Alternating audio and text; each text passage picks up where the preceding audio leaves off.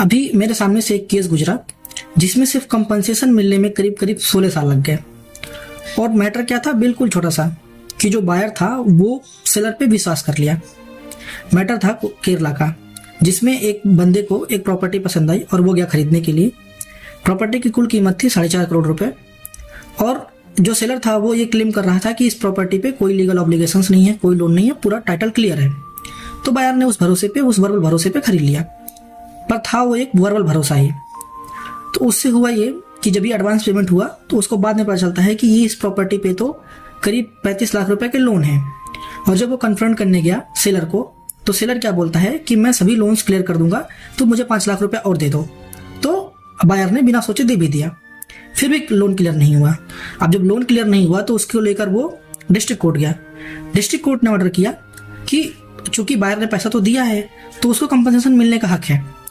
पर फिर सेलर ने उसको हाई कोर्ट में अपील किया। हाई कोर्ट ने क्या बोला कि जो बायर है उसने प्रॉपर ड्यू डिलिजेंस नहीं किया था, इस वजह से उसको प्रॉपर्टी में, जो भी प्रॉपर्टी वो खरीद रहा था उसमें उसका कोई भी कंपनसेशन नहीं बनता है। फिर जो बायर था वो परेशान होकर उसको अपील करता है जाके सुप्रीम कोर्ट में। तो सुप्रीम कोर्ट ने ऑर्डर तो किया कंपनसेशन के लिए, पर उसमें लग गए 16 साल। तो क्या आप भी ऐसे छोटे से नेग्लिजेंस की वजह से किसी के ऊपर भरोसा करके अपना 16 साल गंवाना चाहते हो? ऑब्वियसली नहीं। तो इसीलिए कभी भी कोई भी प्रॉपर्टी खरीदने जाओ तो उसमें कुछ लीगल फ्रेमवर्क्स होते हैं उसे खरीदने के। जैसे सबसे पहले उसमें जो प्रॉपर्टी कार्ड है वो चेक कर लो, क्योंकि उसमें पता चलेगा आपको कि लोन है कि नहीं है, किस तरीके की प्रॉपर्टी है, क्या उसको खरीदने के लिए कोई स्पेशल सिग्नेचर चाहिए डिस्ट्रिक्ट मजिस्ट्रेट से या किसी से कि नहीं। दूसरा, इनकम्बरेंस सर्टिफिकेट मांग लो।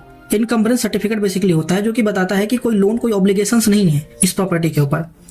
तीसरा ये कि किसी भी बंदे के ऊपर आप वर्बल भरोसा मत करो जब तक कि वो प्रॉपर्टी के कागजों पे कुछ नहीं दिख रहा है, तब तक भरोसा मत करो कि वो प्रॉपर्टी ठीक ही है। ऐसे करके आप आराम से अपने समय और अपना पैसा दोनों बचा सकते हैं।